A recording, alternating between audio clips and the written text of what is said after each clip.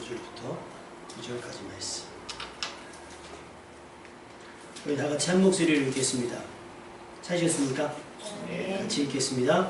여호사밧이 여호와의 전 셋들 앞에서 유다와 예루살렘의 회중 가운데서 서 이르되 조상들의 하나님 여호와여, 주는 하늘에서 하나님이 아니시니까 이방 사람들의 모든 나라를 다스리지 아니하시나이까. 주의 손에 권세와 능력이 있사오니 능히 주와 맞설 사람이 없나이다. 우리 하나님이시여, 전에 이 땅 주민을 주의 백성 이스라엘 앞에서 쫓아내시고 그 땅을 주께서 사랑하시는 아브라함의 자손에게 영원히 주지 아니하셨나이까. 그들이 이 땅에 살면서 주의 이름을 위하여 한 성소를 주를 위해 건축하고 이르기를, 만일 재앙이나 난리나 견책이나 전염병이나 기근이 우리에게 임하면 주의 이름이 이 성전에 있으니 우리가 이 성전 앞과 주 앞에 서서 이 환난 가운데서 주께 부르짖은즉 들으시고 구원하시리라 하였나이다. 아멘. 일주일 동안 어떻게 지내셨습니까? 어제 금요일날 우리 지현 선생님이, 목사님, 토요일날 경주에 7.0의 지진이 일어났대요. 큰일 났네. 7.0이면 사실은 다 무너진다고 보시면 됩니다. 우리나라는 대비가 안 되어 있기 때문에. 근데 다행히도 그것은 어떤 그냥 조작에 의해서 루머예요, 루머. 그런데 많은 사람들이, 전문가들 사이에 의견이 왔다 갔다 하는데 그럴 수도 있다. 또 과거에 그런 적이 있었다. 7.0, 8.0의 지진이 있었던 적이 있었다. 그래서 여러분이 뉴스에서 많이 접했지만 가능성이 전혀 없는 것은 아니다. 그러더니 이게 경상도 쪽만 그런 게 아니라 서울도 그렇다. 서울 경기 쪽도 방심할 수는 없다. 막 지금 이렇게 나와요. 이런 뉴스가 예전에 나올 때는 사실은 실감하지 못했어요. 설마 뭐 그런 일이 있겠어? 근데 여러분, 전에 몇 주 전에 혹시 지진 났을 때 느껴보셨어요? 흔들리는 거? 이렇게? 저는 흔들리고자마자 아이들한테 제일 먼저 했는 얘기가 옷 입어 그랬어요. 제가 옷 입어. 그래서 큰일이 나는 줄 알고. 경주 지진으로 인해서 사람들이 굉장히 예민해지고요, 피로해하고 두려움을 호소하고 있습니다. 또 지금도 여전히 계속되고 있고, 언제 어떻게 또 얼마나 큰 지진이 날지 모르는 불안감 속에서 살아가고 있습니다. 하지만 지진과 같은 자연재해는 우리가 막아내기는 방법이 없어요. 사실은. 그러니까 대비는 할 수 있대요. 그러나 막을 수는 없습니다. 예를 들면 일어날 지진이 안 일어나게 한다거나 폭발할 화산이 안 폭발하게 한다거나 그런 일이 불가능하다는 거예요. 단 건물을 지을 때 내진 설계를 해서 피해를 최소화하는 것, 꼭 미리 예보가 된다면, 예보가 될 수 없죠. 흔들려야 되니까. 혹시 우리가 재난훈련이 되어 있어서 신속하게 대피를 해서 피해를 최소화하는 것 외에 우리가 할 수 있는 일이 별로 없대요. 그런데 문제는 뭐냐면, 이런 모든 위험한 상황들에 인간의 욕심과 무지가 못해져가지고 위험을 극대화하고 있다는 거예요. 지금 원전이 대부분이 그쪽에 몰려있는 거 뉴스에 통해서 들으셨죠? 사실은 다 몰렸죠. 고리원전, 월성원전, 뉴스에서 들어만 봤지 뭐 하는지 잘 모르잖아요. 그걸로 발전해서 우리가 전기를 쓰는데요. 전기를 쓰는데 그 방사능 폐기물까지 그 근처에 다 몰려져 있대요. 그러니까 원자력 발전소 폐기장, 원전 폐기물까지 하면 전 세계에서 밀집도가 제일 높다는 거예요. 그러면 왜 거기다 지었을까? 근데 5년 전에 이미 사실은 그 혹시 지진의 가능성이 있지 않을까? 일본에서 지진이 심하게 나니까 거기도 일본과 가까우니까 지진이 나지 않을까 해서 조사를 했는데, 실제로 조사했을 때 거기가 양산단층, 거기가 활성단층이라고 그러는 거예요. 지진이 날 수 있는, 움직일 수 있는 집안이라는 거예요. 근데 그것이 보고가 되면 건축을 못하겠죠. 발전소를 못 세우겠죠. 그러니 이걸 덮은 거예요. 아무도 공개를 안 한 거예요. 정부 때, 지난 정부 때. 그리고 나서 아무 일도 없을 것처럼 지어놓은 거예요. 그리고 앞으로 2개인가 3개를 또 그 근처에 짓려고 하고 있는 지금 이 사단이 나서 다 들통이 나기 시작했다는 거예요. 그래서 어떤 전문가, 우리나라 1세대 지진 전문가가 하는 얘기는, 어떻게 될지 모르기 때문에 이미 좀 기능이 다한 원자력 발전소는 폐쇄를 하고 중축은 꿈도 꾸지 말아야 된다라고 얘기하는데도요, 안 들어먹어요. 왜요? 우리나라 정치 어떤 그런 경제 개발에 있어서는 로비와 이런 것들이 맞물려 있기 때문에 돈 벌 사람들은 거기다 투자하는 거예요. 그 사람들은 거기 안 살거든요. 그래서 지금 사실은 지진 나서 건물이 무너지는 게 무서운 게 아니라 만약에 진도 몇 점 0 이상의 지진이 났을 경우 원자력 발전소에 타격이 있다. 그러면 대한민국 전체가 거의 후쿠시마처럼 되는 일들이 벌어졌다는 거예요. 여러분, 대비가 되어 있으십니까? 북한은 핵을 쏜다고 저러고 있죠. 그러니까 미국은 사드를 놓는다고 얘기하죠. 북한이 발을 안 빼요. 포기를 안 해요. 그랬더니 먼저 선제 타격을 하겠다. 하와이에서 먼저 선제 타격을 하겠다. 다시 말하면 여러분, 뉴스를 그냥 들려드릴 것이 아니라 아차하면 징조가 이상하면 그냥 핵미사일 쏘겠다는 거예요. 먼저. 왜? 자기는 여기 없으니까. 자기네 군인들을 아마 다 철수시킬걸요. 그럼 우리는 이 땅은 수십 년 동안 살지 못하는 땅이 되는 거예요. 사실은 지금 정세가 이런 상황 속에서 살아가고 있습니다. 거기에 원인을 알 수 없는 치료, 작은 모기 한 마리를 매게 돼 있는 전염병, 지카 바이러스, 얼마 전에 지났던 메르스, 앞으로 어떤 질병이 어떻게 일어날지 모르는 그런 위험천만하고 불안한 시대를 우리는 살아가고 있다는 겁니다. 그런데 희한해요. 우리는 설마 볼 일이 있겠어? 하면서 금방금방 잊어버려요. 지진이 났을 때 제일 먼저 하는 행동이 뭐죠? 우리 학생들 배웠습니까? 지진 나면 제일 먼저 뭐 하래요? 안 배웠습니까? 지진 나면 문 먼저 열으라고 그러잖아요. 뒤틀리면 못 나온다고.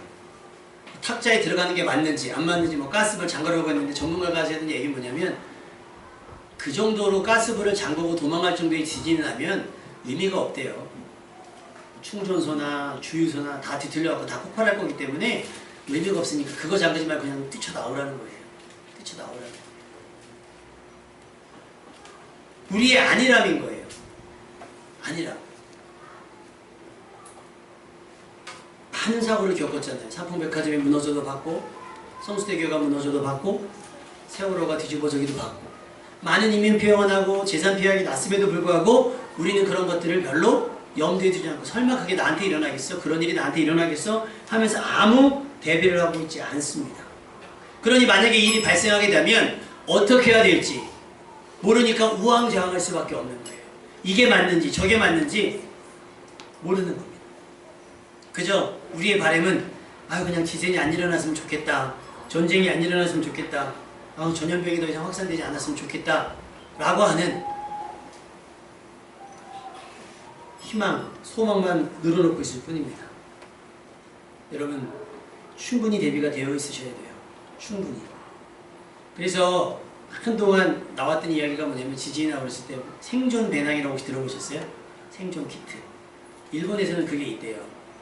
뭐냐면 가방 안에 대피해서 며칠을 지낼 수 있는, 혹 건물이 무너지면 그 무너짐 속에서 구조될 때까지 버틸 수 있는 최소한의 필요한 것들 제품들을 넣어놓은 가방을 팔고 있더라고요. 일본에서는 실제로. 그래서 우리나라 지금 수입을 직구 하긴 하는데 가격을 보니까 20만원 정도 돼요.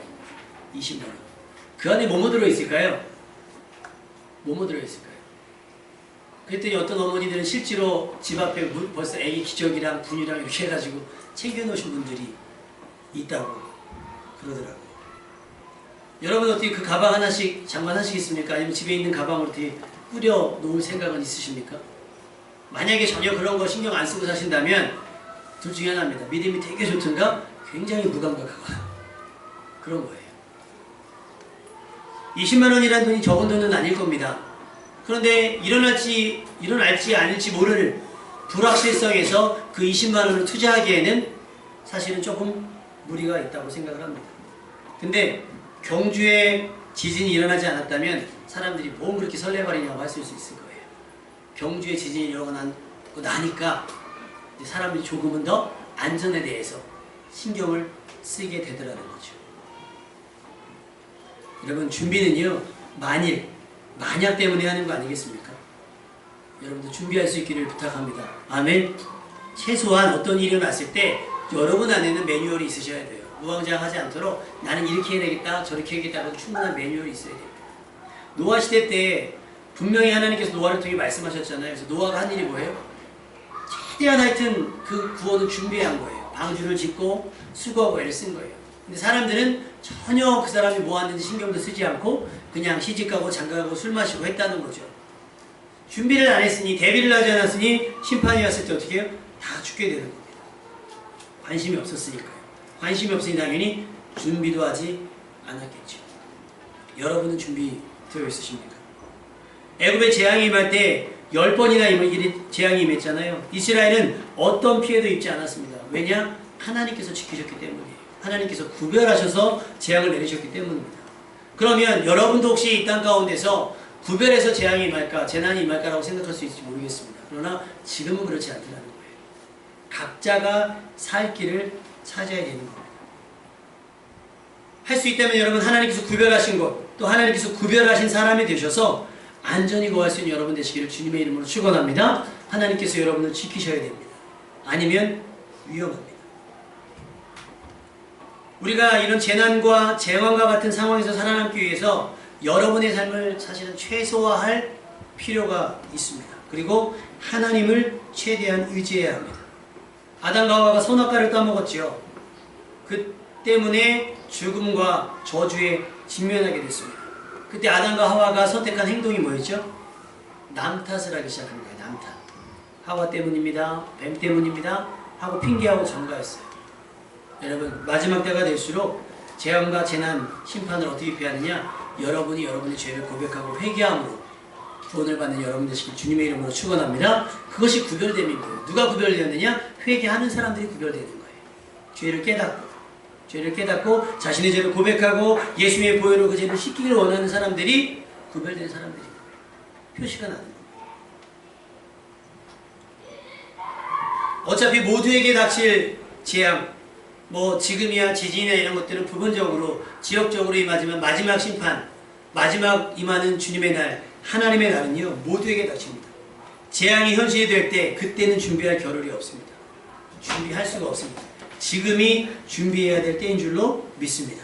그러니까 그때가 되면 어떻게 할 수 없어요. 그때 어떻게 살지 고민이 없어요. 지금 하나님께서 약간의 여유를 주셨을 때 연구하고 공부하고 준비해서 마지막 때의 재난을 피할 수 있는 여러분 되시기를 주님의 이름으로 축원합니다. 니느웨는 멸망의 대상이었죠. 그래서 누굴 보냅니까? 요나를 보내요. 하나님께서 요나를 보내시는 일은 한 가지입니다. 심판을 예언하는 거예요. 너는 다 죽었어. 너희는 내가 살려두지 않을 거야 라고 경고하려고 요나를 보내신 거예요. 그런데 그들이 듣고 겨우 하루만 요나가 전했습니다. 하루만. 원래 사흘 정도 복음을 전해야 되는데 요나는 귀찮아서 너무 싫어서 이들이 구원받는 게 싫어서 어차피 죽을 거 그냥 죽어버리라고 하루밖에 사역을 안 했어요. 근데 그 겨우 하루 했던 사역에 니느웨 사람들이 깨닫고 회개하기 시작했습니다. 회개했더니 하나님께서 뜻을 돌이켜 재앙을 내리지 아니하셨다는 사실입니다. 여러분 앞에 두려움이 있습니까? 여러분의 염려가 있습니까? 공포가 있습니까? 하나님께 회개할 수 있길 바랍니다. 아멘. 그럼 하나님께서 여러분에게 살 길을 보이실 줄로 믿습니다. 오늘 본문에 나오는 여호사밧 왕이 바로 그것을 알아챘습니다. 여호사밧 왕이 누구냐? 이스라엘 남유다의 네 번째 왕입니다. 아버지 아사도 꽤 괜찮은 왕이었었거든요. 막판에 조금 이제 우상을 숭배하고 그랬기 때문에 약간 뒤끝이 좋지는 않았지만 어쨌든 아사의 아들로 태어나가지고 35세의 왕이 됐어요. 그래서 나라를 25년간 통치를 했는데 여호사밧은 항상 하나님의 뜻을 구하고 하나님의 말씀에 순종하며 살았던 사람입니다. 그리고 산당과 아사의 목상을 제거하면서 종교개혁, 아버지가 벌려놓은 일들을 수습하는 종교개혁을 일으켰던 사람입니다. 그리고 하나님의 뜻을 구별하기 위해서 레위인과 제사장들을 세워서 지방을 다니게 하고 그래서 성경을 가르치고 또 재판하는 사람들에게 공정하게 재판을 할 수 있도록 지도하고 그것을 관리하는 일을 여호사밧 왕이 했습니다. 그래서 하나님께서 역대의 말씀에 보면 이런 여호사밧에게 복을 주셔서 나라가 강성해졌다 그랬어요. 여러분 잘 되는 데는 이유가 있습니다. 아멘. 여러분도 잘 되시기를 바라고 잘 되는 삶을 살아가는 여러분 되시기를 주님의 이름으로 축원합니다. 그런데 강성해져서 아무도 넘보지 못할 줄 알았는데 모압과 암몬이라고 하는 나라가 공격해 옵니다. 그때 여호사밧은 자기의 힘을 의지하지 않고 자기네 군사력을 신뢰하지 않고 금식하며 하나님께 기도하기 시작했습니다. 그것이 오늘 본문 말씀 내용이에요. 뭐라고 기도했죠? 우리 9절 말씀 한번 읽어볼까요? 9절 말씀 다 같이. 9절 말씀 시작. 만일 재앙이나 난이나 전쟁이나 전염병이나 기근이 우리의 일어나면 주의 이름이 이 성전에 있으니 우리가 이 성전 앞과 주 앞에 서서 이 문양 가운데서 주께 부르짖은즉 들으시고 구원하시리라 하였나이다. 이 말씀은 사실은 하나님께서 이렇게 해주겠다라고 하셨다기보다는 솔로몬이 성전을 짓고 하나님께 구한 거예요. 하나님 이 성전이 지어졌으니 여기 하나님의 이름을 두신다고 하셨으니까 혹시 우리에게 어려운 일이 닥칠 때 우리가 성전에 모여서 성전에 나와서 하나님께 기도하면 하나님께서 들으시고 우리를 구원해 주십시오 라고 자기들의 마음을 정한 거예요. 그러니까 문제가 있으면 어디로 모이라는 거예요? 성전으로 모이라는 거예요. 어려운 일이 있으면 어떻게 하라는 거예요? 성전에 모여서 기도하자는 거예요. 그러면 하나님께서 거기에서 듣고 우리를 도와주신다는 거예요. 우리를 구원해 주시겠다고 소원하는 거예요.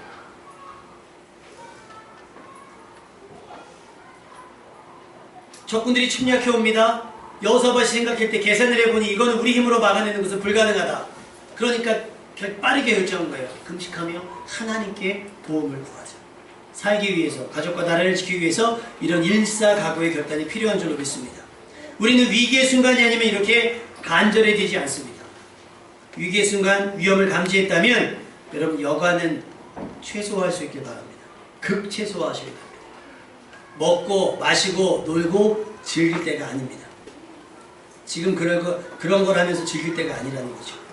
어떻게 해요? 집중해서 최대한 하나님을 의지할 수 있길 바랍니다. 하나님만 바라보셔야 돼요. 금식하고 철회하면서까지라도 살기를 구할 수 있기를 부탁을 드립니다. 이런 위급하고 위험한 때에 우리가 할 수 있는 일이 없음을 빨리 인정해야 됩니다. 그래야 기도하는 거거든요. 내 방법을 다 해놓고 마지막에서야 하나님 나를 도와주옵소서 해도 하나님께 도와주시긴 할 건데 지혜는 무엇이냐? 지혜는 뭐냐? 내가 먼저 하나님께 나오는 거예요. 먼저 하나님께 나오면 하나님께서 해결해 주신다는 거예요. 고린도 후서에 보니까 우리는 우리 자신이 사형 선고를 받은 줄 알았다는 거예요. 왜냐? 우리로 자기를 의지하지 말고 오직 죽은 자를 다시 살리시는 하나님만 의지하게 하십니다. 연약함을 알게 하신다는 거예요. 왜? 그 연약함은 연약하니까 내가 도와주겠다. 그러니 내게 나오라고 말씀하시는 거예요. 근데 우리는 어떻게 해요? 알량한 우리 지식과 우리 경험과 그런 것들을 자꾸만 의지하게 된다는 거예요. 여러분 죽을 자를 막을 수 있습니까? 일어날 지진을 막을 수 있겠어요? 올라오는 태풍을 막을 수 있겠습니까? 빨리 인정하셔야 돼요. 하나님 할 수 없습니다. 하나님이 나의 도우십니다. 하나님이 나를 도와주옵소서. 왜? 우리 하나님은 죽은 자를 다시 살리실 수 있는 하나님이시기 때문입니다. 죽은 자를 살리시는 하나님을 의지하십시오. 그러면 우리로 죽지 않게 하실 줄로 믿습니다. 전염병을 그치게 하시고 흔들리는 땅을 붙잡으시고 전쟁을 그만두게 하실 겁니다. 살 길 오직 한 길뿐입니다. 아까 찬양한 것처럼 예수님의 십자가로 열어놓으신 십자가의 길, 그 길만이 구원의 길이고 생명의 길입니다. 성경은 우리에게 경고하기를 마지막 때가 되면 어떤 일이 있겠습니까? 했더니 요즘 일어나는 일들을 예수님이 쭉 나열해요. 전쟁이 있겠고 지진이 있겠고 기근이 있겠고 여러 가지 쭉 나열합니다. 근데 더 우리를 절망하게 하는 건 뭐냐면 그렇게 되면 끝이 올 것이다가 아니라 근데 이것이 끝이 아니니 이 정도가 재난의 시작이다. 그러면서 믿는 사람들을 내어준다는 거예요. 누구한테? 믿지 않는 사람, 핍박하는 사람들에게 우리를 내어준다는 거예요. 여러분 난민들 지금 계속 유럽에서 난민들 탈출하는 거 아시죠? 대부분이 무슬림입니다. 근데 한 번은 쭉 가다가요 배가 폭풍을 만나니까 선장이 이 폭풍이 치는 데는 이유가 있지 않겠느냐, 그래서 그들 안에 있는 그리스도인들을 색출하기 시작했습니다. 성경책을 갖고 있다거나 또 뭐 십자가를 갖고 있다거나 이런 사람은 색출해갖고 그냥 바다에 던져버렸어요. 꼼짝없이. 시신도 못 찾았습니다. 그냥 망망대해 버리고 출발한 거예요. 나중에 알았어요. 나중에 알아서 이제 그 선장을 잡아다가 심판한다고 하는데 지금 뭐 에티오피아 같은 데는 그냥 막 교회에 불을 지르고요. 그러고 있습니다. IS만이 문제가 아닙니다. 탈레반이 문제가 아닙니다. 북한만이 문제가 아닙니다. 지금 마지막 때가 직면했다는 것을 우리는 깨달아야 합니다. 그러니까 여러분이 서 있는 땅이 모래 위에 지어진 것인지 여러분의 믿음이 모래 위에 서 있는 건지 반석 위에 서 있는 건지를 구별할 수 있어야 돼요. 왜? 마지막 때에 내가 생존할 수 있겠는가? 내가 구원받을 수 있겠는가? 이 재난이 시작되게 될 때에 나는 과연 내 신앙을 고백하며 죽을지라도 내 신앙을 고백하면서 십자가를 붙들고 있겠는가? 아니면 살기 위해서 십자가를 내려놓겠는가? 이걸 결정해야 될 때가 와요. 그때 잠깐만요. 생각 좀 해보고요. 계산 좀 해보고요. 그럴 기회가 없다는 거죠.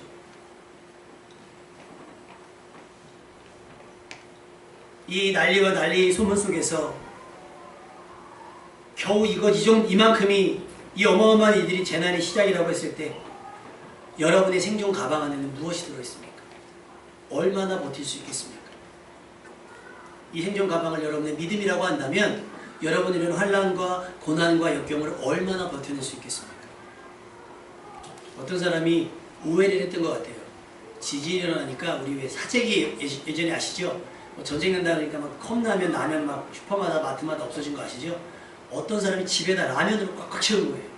막 사다가 지진 나니까 이제 무너지잖아요. 지진은 쌓아놔 봐야 방으로 한가득을 넣어놨더라고요. 방으로 한가득. 그걸 준비하라는 게 아니죠. 구원받을 만한 믿음이 있는가?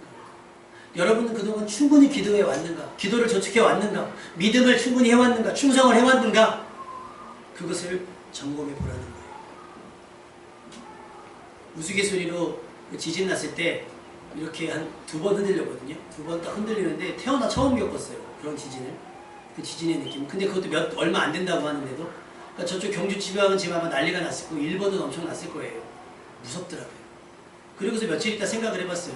정말 건물이 무너진다거나 혹은 전쟁이 나서 우리가 피난 혹은 이렇게 가게 됐을 때 나는 무엇을 챙겨갖고 나가야 하는가. 그때 문득 생각난 것이 우리 다현이 하연이 돌반지가 생각이 났어요. 그거 어딨더라? 우리 안사람밖에 어딨는지 모르는데 이걸 알고 있어야 되나? 그런 징조가 있을 때 그걸 챙겨갖고 나가야 되지 않을까? 컴퓨터도 비싼 건데 옷도 이거 비싼 건데 선물 받은 거 비싼 건데 이렇게 한가한 생각을 아무 일이 없으니까 생각이 나죠. 막상 저질러지면 어떤 생각 하시겠습니까? 무슨 생각 하시겠습니까? 무엇이 중요한지 이거를 여러분 항상 염두에 두시고 내가 마지막까지 뭘 붙잡고 있어야 되는지를 항상 여러분 염두에 둘 수 있기를 주님의 이름으로 부탁을 드립니다. 먹고 마시는 거 잠깐입니다. 그것이 여러분을 살릴 수가 없어요. 모으고 쌓고 즐기고 누리는 것 다 없어집니다. 그것이 여러분을 살릴 수 없어요. 그렇다면 여러분을 살리는 건 뭐예요? 예수님의 십자가밖에 없지 않습니까? 그럼 그거 붙잡으셔야죠. 어떤 일이 있어도 그거는 놓지 말아야 되지 않겠습니까? 그거 붙잡아야 되죠. 여러분에게 여쭤볼게요. 여행을 갔어요. 세계여행을 갔고 돈도 많이 가져가셨겠죠. 배가 이렇게 침몰합니다. 여기에 튜브가 있고 여기에 금괴가 있으면 뭘 잡으시겠어요? 곰곰이 생각해 보십시오. 미래자매 뭐 잡을 거예요? 튜브 잡고 살아가지고 금괴 잡고. 좀 지혜로워요. 튜브 잡고 금괴를 잡는 순간 가라앉겠죠. 금괴가 떠있지는 않을 거 아니에요. 무거운데. 그러니까 사람의 욕심이 그래요. 이건 뭐냐면 지금 살만하기 때문에. 사막에서 금괴와 물병이랑 뭘 바꾸겠어요? 뭐랑 바꾸겠어요? 내 금괴를 가지고 물을 사겠죠. 금을 가지고 가는 사람은 미련한 사람인 거예요. 근데 아니란 사람들은요. 설마 내가 죽게 하겠어? 설마 이 정도 가면 뭐 호수 없겠어? 수도 없겠어? 하면서 그걸 포기를 못해요. 그래서 성경은 그런 사람들을 미련하다고 얘기해요. 미련하다. 생존 가방 안에 무엇을 담을지 잘 생각해 보십시오. 그리고 그것이 나를 살릴 수 있는가? 그것이 마지막 때에 나를 구원시킬 수 있는가라는 생각해 보시고 내 기도가 나를 얼마나 버티게 할지 그러니까 미리 쌓아놔야 되지 않겠습니까? 미리 쌓아놔야 되잖아요. 저희 집 앞에 시편 23편을 붙여놓고 다 외우면 5,000원 줄게. 그게 한 4개월 됐나 봐요. 애들이 막 외우다가 어제 하연이가 다 외웠어요. 시편 23편을 다 한 장을 다 외웠어요.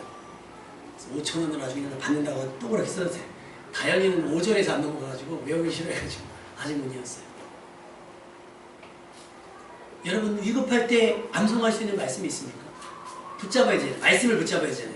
그냥 상상해서 하나님을 의지하는 게 아니라 붙잡아야 될 말씀이 있지 않겠습니까?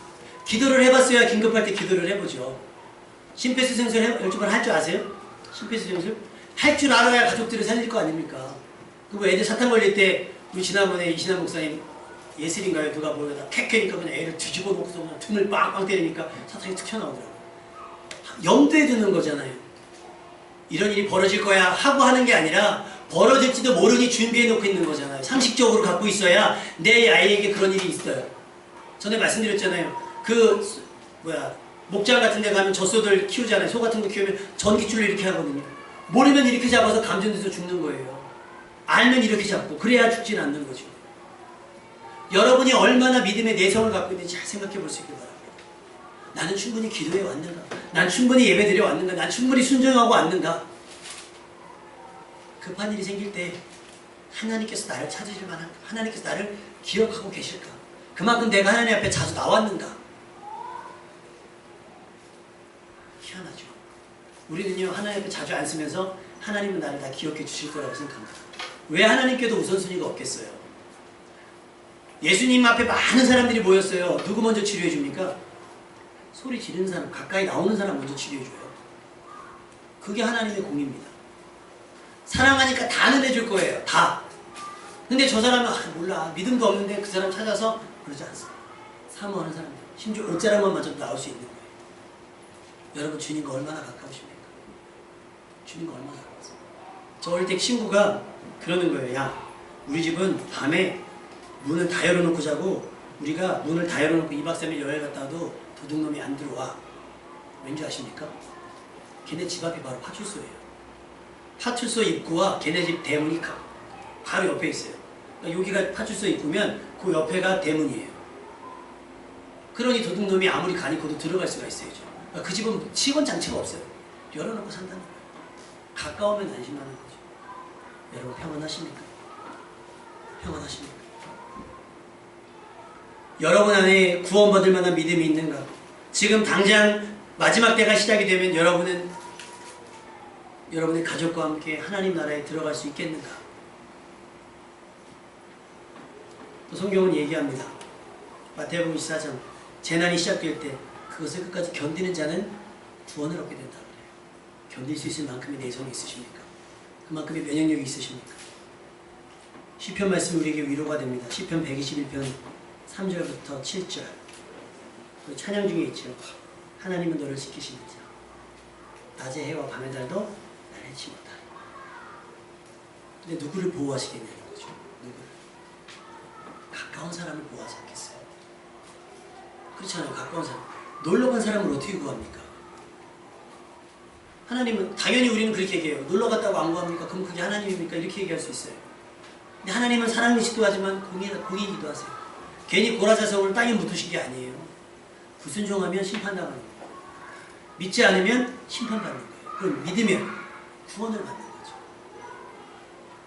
그래서 여러분 가방 안에 이런 일련의 사태들을 보면서 나는 이 난리 속에서 어떻게 살아남을 수 있을까를 생각해 보시면 조금 더 확장시켜서 마지막 때는 이거보다도 엄청나다고 하는데 나는 그때를 감당할 수 있는 믿음이 있는가?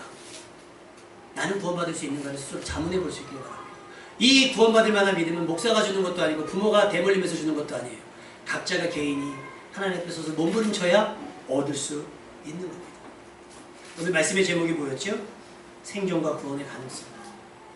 누가 살아남을 수가 있겠고 하나님께서 누구를 구원할 수 있을까요? 하나님은 세상 전부를 다스리시는 하나님이십니다. 이 우주를 만드신 분도 하나님이시고 발생할 수 있는 모든 재난에서 우리를 가장 안전하게 지키시는 분도 하나님 한 분뿐입니다. 그러니 어떤 일이 있어도 믿음을 버리지 마십시오. 또 여러분의 십자가를 내려놓지 마세요. 아무 일 없을 때는 그것이 짐 같을 거예요. 아무 일 없을 때는. 여러분 이렇게 바닷가에서 놀잖아요. 튜브가 때로는 수영 못하는 사람들에게 저기 하지만 수영할 줄 아는 사람들에게는 이거 굉장히 고추장스럽거든요. 불편해요. 수영할 줄 아는 사람. 수영이 잘 안 되니까. 근데요. 내가 지치었다거나 내가 발에 쥐가 났다. 이때는 이게 나의 삶이에요. 히말라야 산 이런 높은 산에 올라가는 사람들 배낭 보면요 엄청 무겁습니다. 몇십 킬로 돼요. 짐이죠. 근데 그걸 왜 갖고 올라가요? 몸 하나 올라가는 것도 힘든데 왜 올라가요? 거기 올라가면 이것들이 있어야 살 수 있기 때문에 가는 거예요. 십자가가 때로는 여러분을 짓누르는 짐같이 느껴질 수도 있습니다. 그러나 그것이 여러분의 삶입니다. 아멘. 주일 나와 예배해야 되고 기도해야 되고 수고하고 애써야 되고 헌신해야 되고 충성해야 되는 것들이 때로는 여러분을 귀찮게 할 수 있어요. 그러나 그것이 결정적일 때, 위험한 때, 위급한 때 여러분을 살리는 길이 되고요. 그래서 지금부터 그것에 익숙해지셔야 할 것입니다. 여느 때보다 더욱 간절히 살기를 구하시고 이런 일들이 실제 우리 앞에 눈앞에서 일어나지 않기를 기도할 수 있길 바랍니다. 그래서 하나님께서 우리의 기도를 들으시고 하나님께서 재앙을 그치시며 우리를 주의 강하신 발로 안아서 안전하게 지켜주시길 바라고 구하면서 매일매일 많은 사건 사고 속에서 여러분 안전히 거할 수 있는 하나님께서 여러분을 지켜주시고 돌보시며 보호하시는 삶을 살아가는 여러분 되시기를 주님의 이름으로 축원합니다. 우리 찬양하겠습니다.